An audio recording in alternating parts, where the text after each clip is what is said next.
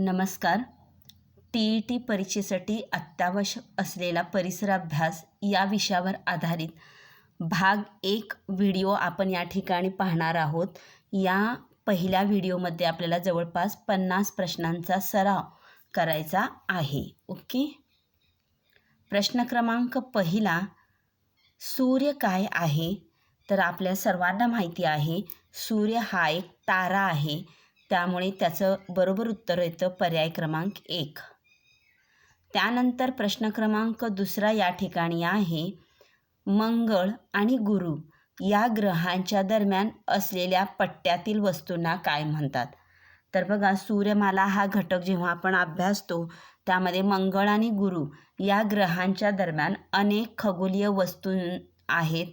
त्या पट्ट्यांमध्ये अनेक ज्या खगोलीय वस्तू आहेत त्या खगोलीय वस्तूंना लघुग्रह असे म्हणतात. ओके.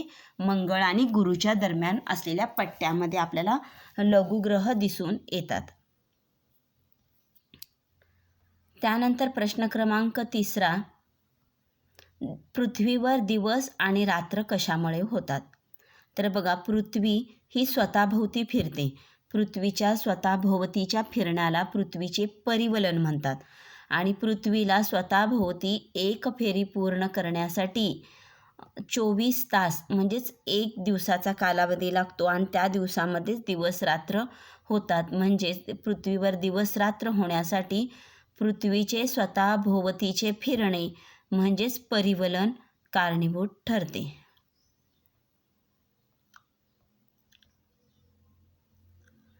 नेक्स्ट क्वेश्चन बघा, 23 सप्टेंबर ते 22 मार्च या काळात दक्षिण गोलार्धात कोणता ऋतू असतो? तर बघा, इथं दक्षिण गोलार्धात विचारलेला आहे. तर 23 सप्टेंबर ते 22 मार्च या काळामध्ये दक्षिण गोलार्धात उन्हाळा हा ऋतू असतो. त्याच दरम्यान आपला जो भारत आहे तो उत्तर गोलार्धात आहे. कोणत्या गोलार्धात? उत्तर गोलार्धात आहे. त्यामुळे या दरम्यान 23 सप्टेंबर ते 22 मार्च या दरम्यान आपल्या भारतामध्ये हिवाळा हा ऋतू असतो. तर दक्षिण गोलार्धामध्ये उन्हाळा हा ऋतू असतो. ओके. त्यानंतर प्रश्न क्रमांक 5, चंद्राच्या पृथ्वीकडील पूर्ण प्रकाशित भागाला काय म्हणतात? तर बघा, चंद्राचा जो पूर्ण प्रकाशित भाग आहे जो पृथ्वीवरून दिसतो त्याला आपण काय म्हणतो? बरोबर, पौर्णिमा असे म्हणतो. जेव्हा पूर्ण प्रकाशित भाग, पूर्ण वर्तुळ आपल्याला दिसतो चंद्राचा प्रकाशित भाग, त्या दिवशी आपण पौर्णिमा असे म्हणतो. पुढील प्रश्न क्रमांक 6, ओझोन वायू वातावरणाच्या कोणत्या थरात आढळतो? हा प्रश्न अनेक वेळा TETला येऊन गेलेला आहे. TET 2025ला सुद्धा हा प्रश्न आलेला होता. ओझोन वायू वातावरणाच्या कोणत्या थरात आढळतो? याचं उत्तर आहे स्थितांबर. पृथ्वीभोवतीचे जे आवरणे आहेत त्या आवरणावर आधारित हा प्रश्न आहे. तर ओझोन वायूचं जे ओझोन वायू जो आहे तो स्थितांबरमध्ये आढळतो. ओके.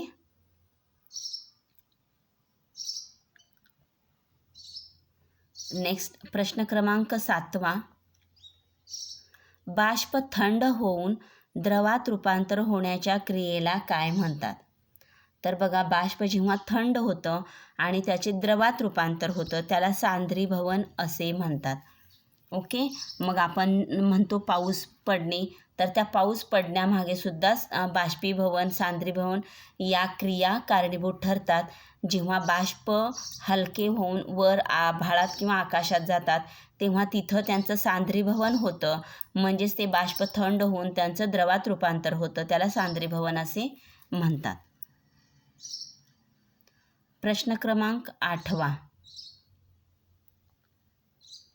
भारतात हरित क्रांतीचे जनक म्हणून कोणाला ओळखले जाते? तर डॉक्टर MS स्वामीनाथन यांना हरित क्रांतीचे जनक म्हणून ओळखले जाते.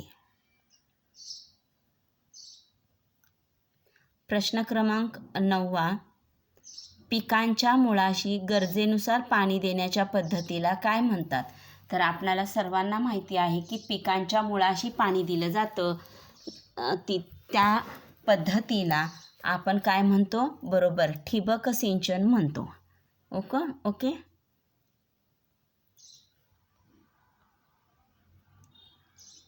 प्रश्न क्रमांक 10वा, दूध जास्त काळ टिकवण्यासाठी कोणती पद्धत योग्य आहे? तर दूध जास्त काळ टिकवण्यासाठी आपण त्या दुधाला उकळवितो. उकळवणे ही पद्धत योग्य आहे. प्रश्न क्रमांक 11वा, क्षेत्रफळाच्या दृष्टीने भारतातील सर्वात मोठे राज्य कोणते? तर क्षेत्रफळाच्या दृष्टीने भारतातील सर्वात मोठे राज्य आहे राजस्थान. ओके.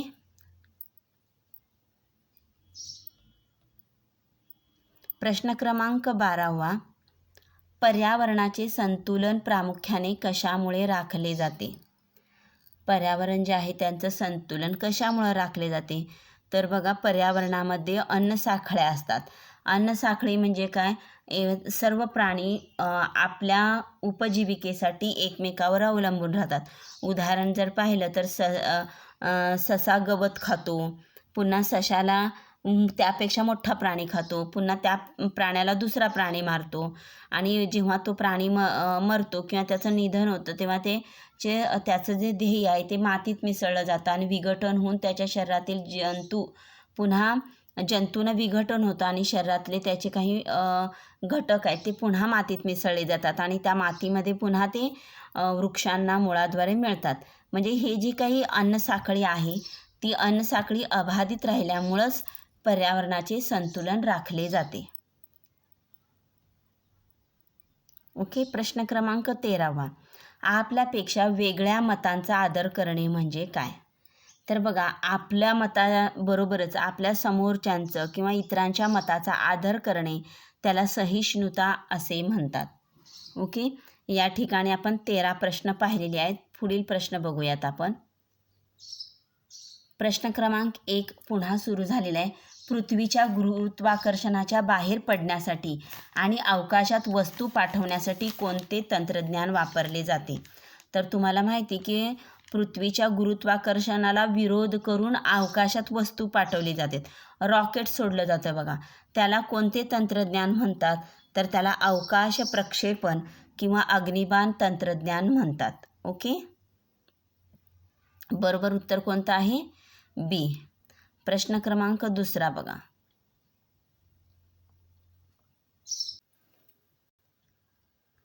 अन्नमार्गातून अन्न पुढे पुढे सरकत राहण्यासाठी आणि बद्धकोष्ठता टाळण्यासाठी शरीराला कशाची नितांत गरज असते?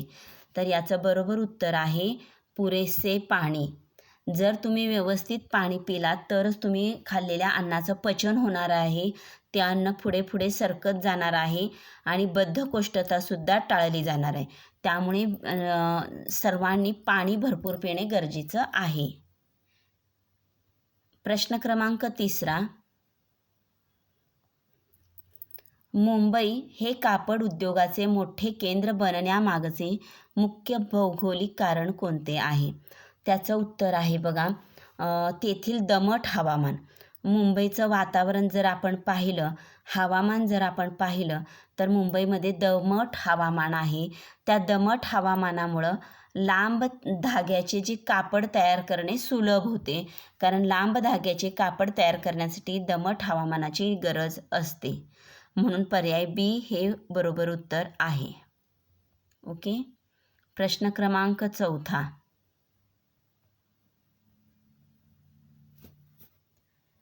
प्रश्न क्रमांक 4 बघा, काय दिलेलं आहे? एकच मिनिट. प्रश्न क्रमांक 4, हिवताप, मलेरिया डासांच्या चावण्यामुळे, परंतु खालीलपैकी कोणता रोग डासांमुळे न पसरता थेट रुग्णाच्या संपर्कामुळे किंवा संसर्गाने होतो? आपल्याला माहिती की हिवताप, मलेरिया हे जे रोग आहेत ते डासांच्या चावण्यामुळे होतात, परंतु असे कोणते आजार किंवा रोग आहेत की जे रुग्णांच्या संपर्कामुळे किंवा संसर्गाने होतात? तर त्याचं बरोबर उत्तर आहे पर्याय क्रमांक सी. हा खरूज हा जो रोग आहे तो संसर्गजन्य रोग आहे. एकमेकाच्या रुग्णाच्या संपर्कामुळे, संसर्गाने खरूज हा खरूज या रोगाचा प्रसार होतो. प्रश्न क्रमांक 5.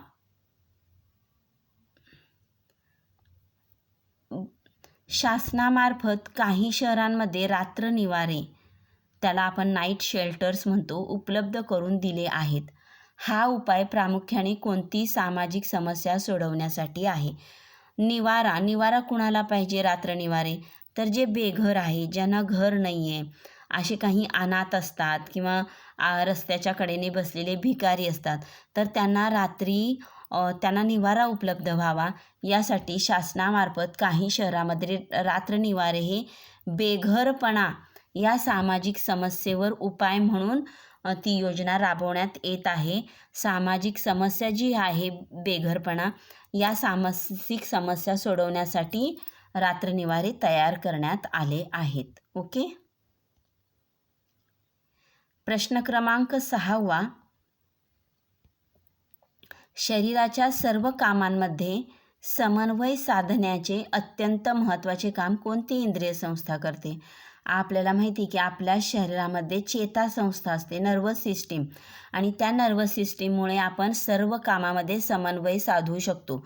समजा एखादी वही जरी उचलायचं असेल तरी पण आपण आपल्या मेंदूला आता उचलायचं आहे जर कळलं तर आपला हात जेव्हा वहीकडे जातो तेव्हा चेतासंस्थेमार्फत ती सूचना मेंदूला कळते की मला वही उचलायची आहे. मेंदू आदेश देतो, चल हात पुढे कर आणि उचल. तेव्हा आपल्या चेतासंस्थेमार्फत तो आदेश आपल्या हाताला मिळतो आणि आपण ती वही उचलतो.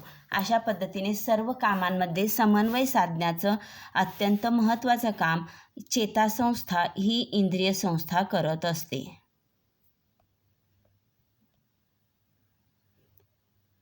पुढील प्रश्न बघा.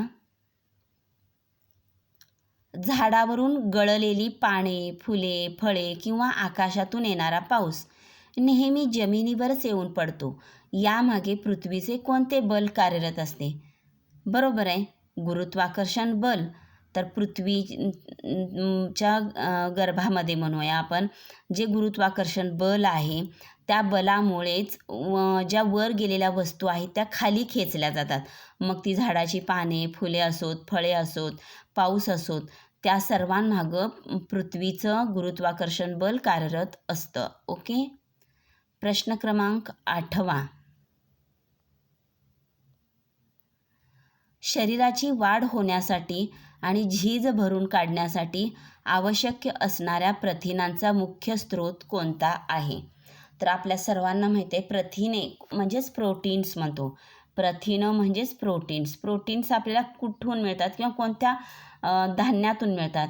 तर बघा, विविध कडधान्य, दूध आणि अंडी यातून आपल्याला प्रोटीन्स मिळत असतात. प्रोटीन्स म्हणजेच प्रथिने. ओके. विविध प्रकारच्या कडधान्य, दूध, अंडी. कडधान्यामध्ये सर्व डाळी आल्या बघा, सर्व प्रकारच्या डाळी कडधान्यामध्ये येतात.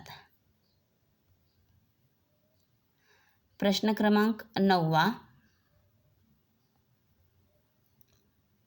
परिसरातील सार्वजनिक आरोग्य चांगले राहण्यासाठी आणि आजारांचा प्रसार रोखण्यासाठी नागरिकांचे खालीलपैकी योग्य कर्तव्य कोणते आहे? तर बघा, सार्वजनिक आरोग्य चांगलं ठेवायचं आहे आणि आजारांचा प्रसार रोखायचा आहे. तर घरातील कचरा रस्त्यावर टाकणे हे चुकीचं आहे. सार्वजनिक ठिकाणी कुठेही थुंकणे हे चुकीचं आहे. सांडपाणी रस्त्यावर सोडून चुकीचं आहे. मग योग्य कर्तव्य काय आहे? उघड्यावर शौचास जाण्याऐवजी सार्वजनिक स्वच्छतागृहांचा वापर करणे हे योग्य कर्तव्य आहे. ओके. प्रश्न क्रमांक 10. शरीराला आवश्यक असणाऱ्या खनिजापैकी रक्तामध्ये कोणत्या खनिजांचा उपयोग ऑक्सिजन वाहून नेण्याच्या कामी होतो? तर बघा, रक्तामध्ये जे खनिज असतात त्या खनिजामध्ये ऑक्सिजन वाहून नेण्याचं काम जर कोणतं खनिज करत असेल ते करतं लोह, आयर्न. म्हणून आपण म्हणतो बघा, प्रत्येकाच्या शरीरामध्ये आयर्नचं प्रमाण योग्य पाहिजे. कारण आयर्नचं प्रमाण म्हणजेच लोहाचं प्रमाण योग्य असेल तर आपल्या शरीरातील ऑक्सिजनचे जे वहन होतं रक्ताद्वारे ते व्यवस्थित होतं. ओके. लोह.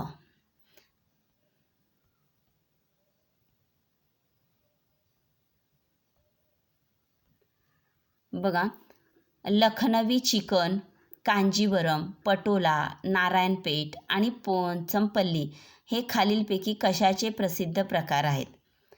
तर बरोबर आहे. कशाचे प्रकार आहेत? साड्यांचे प्रकार आहेत. कशाचे?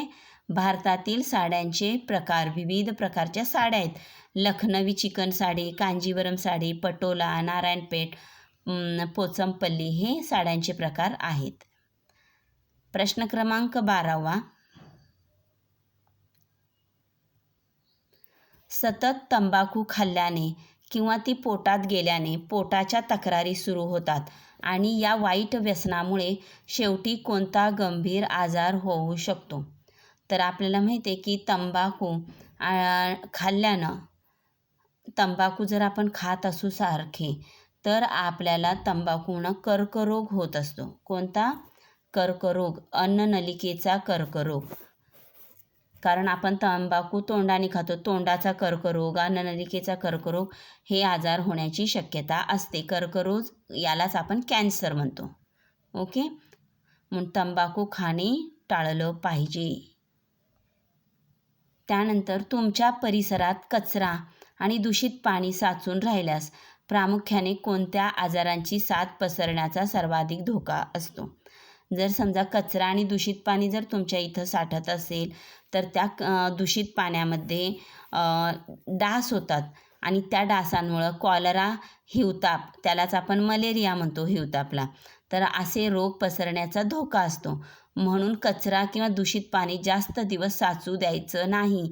कारण खूप दिवस साचलेलं पाणी, खूप दिवस कुजलेला कचरा या ठिकाणी तिथं दुर्गंधी तर पसरतेच, पण त्या ठिकाणी डास पण होतात आणि त्या डासांमुळं कॉलरा, हिवतापसारखे रोग होतात.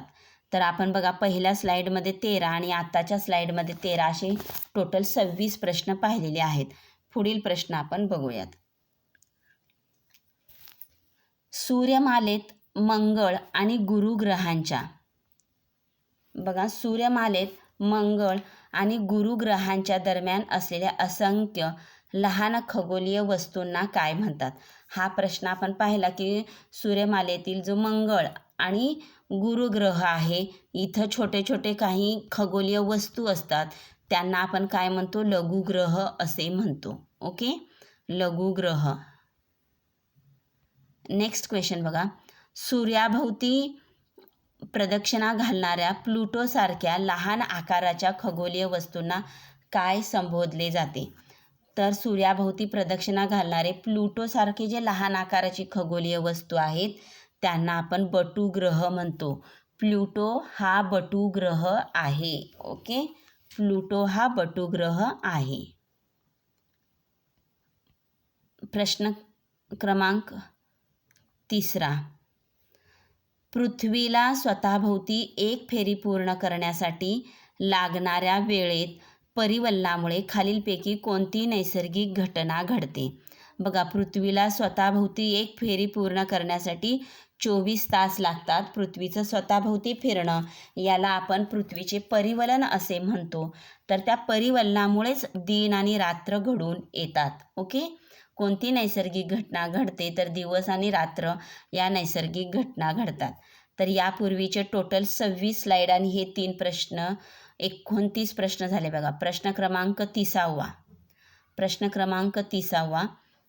जर आज पौर्णिमा असेल तर साधारणपणे किती दिवसांनी अमावस्या येईल, ज्याला आपण कृष्ण पक्ष म्हणतो? बघा, पौर्णिमेपासून अमावस्यापर्यंतच्या 15 दिवसाच्या कालावधीला आपण कृष्ण पक्ष म्हणतो. याचं उत्तर 14 ते 15 दिवस तर येणारच आहे. पण आणखीन एक गोष्ट या ठिकाणी तुम्हाला लक्षात ठेवायची आहे की पौर्णिमेपासून अमावस्येपर्यंत, कृष्ण म्हणजे आपण धवल कृष्ण म्हणतो बा, कृष्ण म्हणजे काळा रंग आपण असं म्हणतो. मग पौर्णिमेपासून अमावस्येपर्यंत म्हणजे हळूहळू काळा रंग वाढत जातो, म्हणजेच चंद्राचा अंधारा भाग वाढत जातो त्याला, त्यानंतर अमावस्या येते. तर पौर्णिमेपासून अमावस्यापर्यंतच्या 15 दिवसाच्या कालावधीला कृष्ण पक्ष म्हणतात. त्याच उलट बघा, अमावस्येपासून पौर्णिमेपर्यंत चंद्राचा प्रकाशित भाग वाढायला लागतो. आपण धवल म्हणजे शुभ्र पांढरा रंग म्हणतो. पांढरा रंग म्हणजे चंद्राचा प्रकाशित भाग वाढायला लागतो त्याला शुक्ल पक्ष असे म्हणतात. या गोष्टी लक्षात ठेवा. 30 प्रश्न या ठिकाणी संपलेले आहेत. प्रश्न क्रमांक 31 काय आहे बघा. चांद्रमास या संकल्पनेचा अचूक अर्थ कोणता? चांद्रमास म्हणजे काय? एका अमावस्येपासून पुढच्या अमावस्येपर्यंत 28 ते 30 दिवसाचा कालावधी. आपण त्याला 1 महिना म्हणतो. ओके. पण कसा 1 महिना? आपले इंग्रजी वर्षानुसार नाही, तर या अमावस्येपासून पुढील अमावस्येपर्यंत चा जो 28 ते 30 दिवसाचा कालावधी आहे त्याला आपण चांद्रमास असे म्हणतो. चला प्रश्न क्रमांक 32. प्रश्न क्रमांक 32. जलचक्र, ज्याला वॉटर सायकल म्हणतात, अखंडपणे चालण्यासाठी प्रामुख्याने कोणत्या 2 नैसर्गिक क्रिया जबाबदार असतात? तर आपल्याला माहिती आहे की बाष्पीभवन आणि संघनन या 2 क्रिया महत्त्वाच्या आहेत. म्हणजे पाण्याचं बाष्पीभवन होऊन वर जातात, ढग बनतात आणि त्या ढगाचं म्हणजेच बाष्पाचं पाण्यात रूपांतर होतं, त्याला संघनन म्हणतात. तर त्यानंतर पाऊस पडतो. तर या जलचक्रामध्ये बाष्पीभवन आणि संघनन या 2 नैसर्गिक क्रिया घडत असतात. ओके. त्यानंतर प्रश्न क्रमांक 33. प्रश्न क्रमांक 33. शिलावरण, जलावरण, वातावरण या तिन्ही आवरणांमध्ये अस्तित्वात असलेल्या सजीवांच्या एकत्रित अधिवासाला काय म्हणतात? तुम्हाला माहिती आहे शिलावरण म्हणजेच आपल्या पृथ्वीवर असलेलं जमिनीचं आवरण. शील म्हणजे दगड, जमिनीवर माती आणि दगडाचं आवरण असतं, त्याला शिलावरण म्हणतात. जलावरण म्हणजे पृथ्वीवर पाण्याचं सुद्धा आवरण आहे. समुद्राच्या रूपामध्ये, पुन्हा नद्यांच्या रूपामध्ये, तलावांच्या रूपामध्ये पाण्याचं आवरण आहे. वातावरण म्हणजे हवेचं वातावरण. या तिन्ही आवरणामध्ये अस्तित्वात असलेला सजीव कोणता असेल? तर त्या सजीवाच्या आवरणाला म्हणायचं जीवावरण. जीव म्हणजे सजीवामधला जीव. मग प्राणी, पक्षी, वनस्पती या सर्वच बाबी इथं अंतर्भूत होतात. आपल्याला बाह्य चित्रावरून सुद्धा लक्षात येतं. जीवावरण म्हणतात. एकत्रित अधिवासाला काय म्हणायचं? जीवावरण. म्हणजे तिन्ही आवरणामध्ये अस्तित्वात असलेल्या सजीवांच्या एकत्रित अधिवासाला जीवावरण म्हणायचं. ओके. त्यानंतर बघा प्रश्न क्रमांक 34.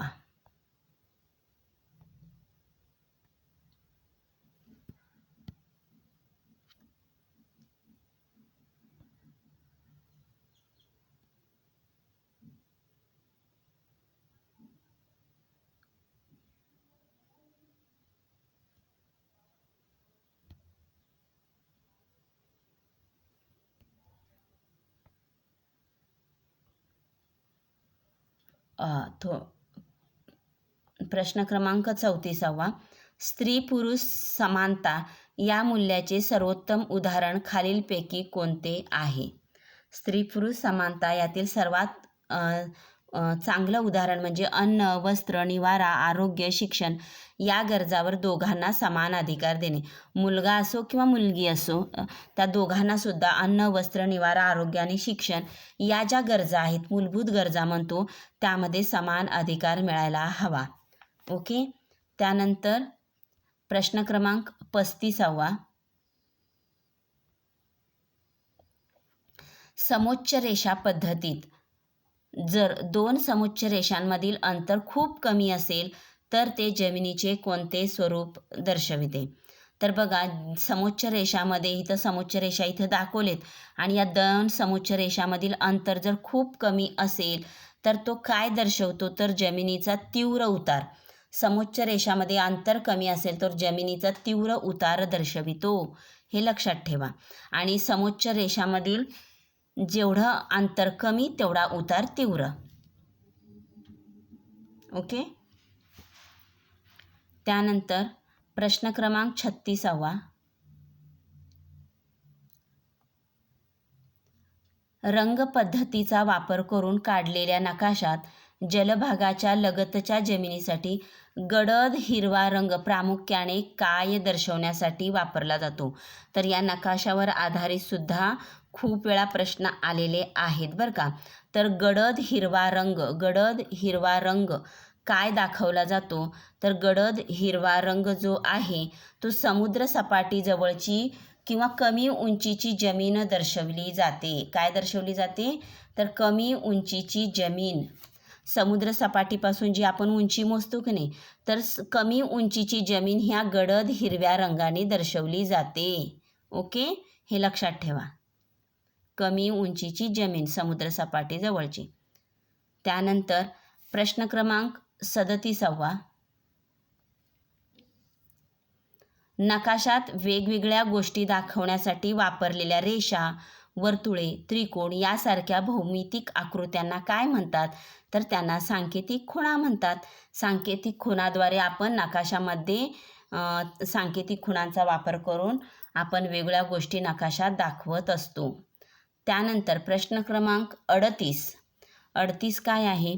धान्याला कीड लागू नये आणि ते सुरक्षित राहावे म्हणून साठवणीच्या जागेत प्रामुख्याने कशाचा पाला घातला जातो? तर कडुनिंबाचा पाला. तर धान्याला कीड लागू नये, नुशा लागू नयेत म्हणून त्या धान्यामध्ये कडुनिंबाचा पाला टाकतात, जेणेकरून ते धान्य जास्त दिवस टिकलं जावं, व्यवस्थित राहावं म्हणून. ओके. त्यानंतर प्रश्न क्रमांक 39 काय बघा? भारतात संदेशवहनासाठी आणि दूरदर्शन प्रक्षेपणासाठी प्रामुख्याने कोणत्या कृत्रिम उपग्रहाचा वापर केला जातो? तर संदेशवहनासाठी म्हणजेच कम्युनिकेशनसाठी, आणि आपण दूरदर्शन म्हणजेच टी व्ही बघतो की नाही, त्या टी व्हीचे जे प्रक्षेपण होतं विविध कार्यक्रमाचं, ते इनसॅट या उपग्रहाद्वारे, कृत्रिम उपग्रहाद्वारे केले जातं. हा पण IMP प्रश्न आहे, लक्षात ठेवा. इनसॅट या कृत्रिम उपग्रहाद्वारे दूरदर्शनचं प्रक्षेपण होतं. ओके. त्यानंतर प्रश्न क्रमांक 40 काय आहे बघा? वाहत्या वाऱ्यांमुळे पवनचक्कीची पाती फिरतात. या प्रक्रियेत वाऱ्यातील कोणत्या ऊर्जेचा वापर होतो? तर वारं वाहत असताना पवनचक्कीच्या ज्या पाती फिरतात, त्या पाती फिरण्यामध्ये कोणती ऊर्जा तयार होते? बरोबर, फिरणे म्हणजेच त्यांना गती असते आणि त्या गतीतून गतीज ऊर्जा तयार होते. म्हणजेच पवनचक्कीचे पाते फिरतात म्हणजे त्यांना गती मिळते आणि त्या गतीतून तयार होणारी ऊर्जा जी असते ती गतीज ऊर्जा. ओके. त्यानंतर बघा प्रश्न क्रमांक 41. शरीरातील रक्तातून ऑक्सिजन वाहून नेण्याच्या अत्यंत महत्त्वाच्या कार्यासाठी कोणत्या खनिजाचा वापर केला जातो? आत्ताच आपण पाहिले की शरीरातील रक्तातून ऑक्सिजन वाहून नेण्यासाठी लोह या खनिजाचा वापर केला जातो. ओके. प्रश्न क्रमांक 42. शाकाहारी आहारात प्रथिनांची म्हणजेच प्रोटीनची कमतरता भरून काढण्यासाठी तुम्ही खालीलपैकी कशाचा प्रामुख्याने समावेश कराल? तर बघा, प्रोटीन्स म्हणजेच प्रथिने आपल्याला कशातून मिळतात? तर डाळी, कडधान्य आणि दूध यातून आपल्याला प्रोटीन्स मिळत असतात. ओके. त्यानंतर पुढील प्रश्न, नायटा आणि खरूज हे त्वचेचे आजार प्रामुख्याने कोणत्या प्रकारच्या रोगांमध्ये आढळतात? बघा, नायटा असो किंवा खरूज असो, तो जो असतो तो संसर्गजन्य रोग आहे. कोणता? संसर्गजन्य म्हणजे रुग्णाच्या संपर्कामुळे, एकत्र येण्यामुळे हा रोग प्रसारित होतो. नेक्स्ट प्रश्न क्रमांक 43 ते 44 असेल. लहान बाळाला घटसर्प, डांग्या खोकला आणि धनुर्वात या 3 गंभीर आजारात संरक्षण देण्यासाठी कोणती लस दिली जाते? तर बघा, जेव्हा लहान बाळाला घटसर्प, डांग्या खोकला, धनुर्वात असे आजार होतात तेव्हा बाळाला एक लस देतात. त्या लसीचं नाव आहे त्रिगुणी लस. त्याला DPT लस असं सुद्धा म्हणतात. घटसर्प, डांग्या खोकला, धनुर्वात 3 आजारावर आधारित त्रिगुणी म्हणजे 3 आजारावर गुण आणणारी त्रिगुणी लस. ओके. नेक्स्ट क्वेश्चन, सांडपाण्यावर कोणतीही आवश्यक प्रक्रिया न करता ते थेट जलस्रोतामध्ये, नद्या, तलावामध्ये सोडल्यास प्रामुख्याने काय घडते? तर बघा, जर आपण सांडपाणी डायरेक्ट जर आपण नद्या, तलावामध्ये सोडू लागलो तर काय घडणार आहे? बरोबर, जलप्रदूषण होणार आहे. कारण ती घाण पाण्यामध्ये मिसळेल आणि त्या ठिकाणी जलप्रदूषण घडेल, जे सजीवांना, मानवी आरोग्याला धोका निर्माण होणार आहे. ओके, या पद्धतीने आपण इथं 45 प्रश्न पाहिलेले आहेत बघा. टोटल आतापर्यंत 45 प्रश्न झालेले आहेत. परिसर अभ्यास हा जो विषय आहे तो आपल्याला असं प्रश्न उत्तराच्या माध्यमातून आपण पूर्ण करणार आहोत. कारण आपण सर्वजण शिक्षक आहोत, आपण नेहमी अध्यापन करतो. फक्त तिथं महत्त्वाच्या प्रश्नांचा सराव आपल्याला व्हावा या उद्दिष्टानं आपण जास्तीत जास्त प्रश्न उत्तरांचा सराव करणार आहोत. आज आपण 45 प्रश्न पाहिलेले आहेत. उद्याच्या व्हिडिओमध्ये आपण पुढील 50 ते 45 प्रश्न पाहणार आहोत. परिसर अभ्यास भाग 1 व्हिडिओ या ठिकाणी पूर्ण झालेला आहे. तर आपल्या शिक्षक बंधू भगिनींचा सराव व्हावा म्हणून तुमच्या ओळखीच्या शिक्षक बंधू भगिनींना ही लिंक शेअर करा, जेणेकरून TET 2026 ते सुद्धा सहजरित्या यशस्वी होतील. धन्यवाद.